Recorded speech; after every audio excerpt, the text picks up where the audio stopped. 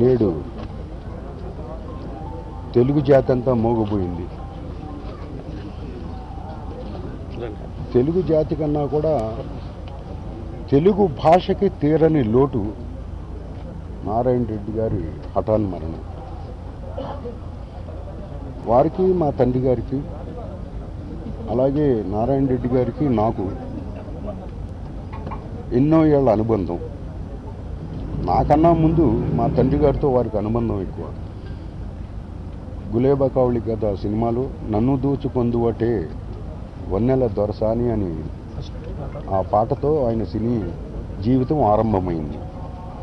అప్పటి నుంచి చివరి సామ్రాట్ అశోక్ వరకు అది అనుబంధం కొనసాగింది. ముఖ్యంగా ఇక్కడ అందరికీ తెలియాల్సింది ఒకటి, ఆయన ఒక సాహిత్యవేత్త అంటున్నారు, ఒక కవి అంటున్నారు, ఒక సినీ గేయ రచయిత అంటున్నారు. కానీ అందరికీ తెలియంది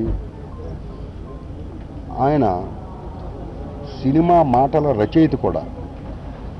ఇది ఎవరికీ తెలియదు. ముఖ్యంగా ఆయన మొట్టమొదటగా నేను అనుకుంటున్నాను మా నాన్నగారు కాంతారావు గారు నటించిన ఏకవీర సినిమాకి ఆయన డైలాగ్స్ రాశారు సినిమాకి. దాని తర్వాత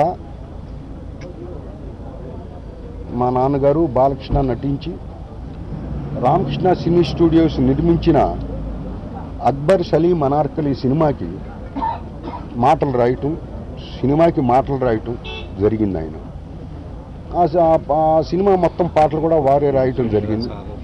అలాగే నా సినిమా బ్రహ్మం తాత చెప్పింది ఈ సినిమా కూడా, తల్లా పెళ్ళామ సినిమా కూడా వారే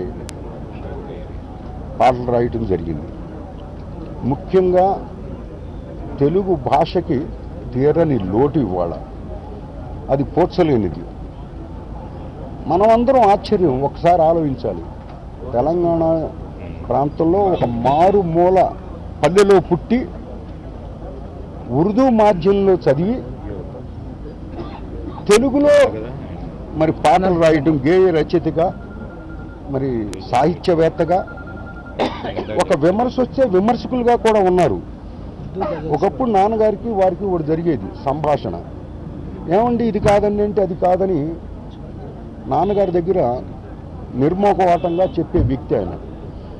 అలాగే ఎంత పెరిగినా ఎంత ఒదిగుండాలన్నది కూడా మరి వారి దగ్గరే ఉంది.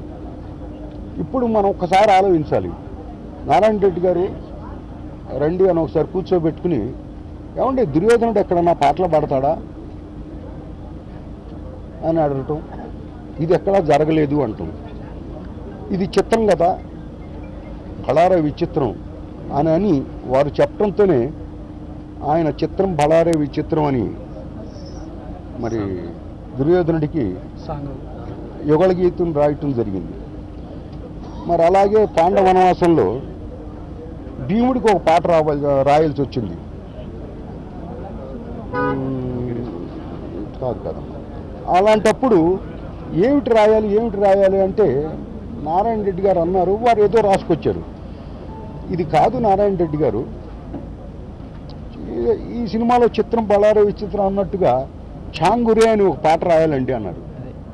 అంటే మీరు కూడా ఒకసారి గతంలో నారాయణ రెడ్డి గారి ఇంటర్వ్యూలో కూడా వారు చెప్పారు ఒకసారి, అసలు ఛాంగురే అన్నది తెలుగు భాషలో తెలుగు పదాల్లో ఎక్కడా లేదు.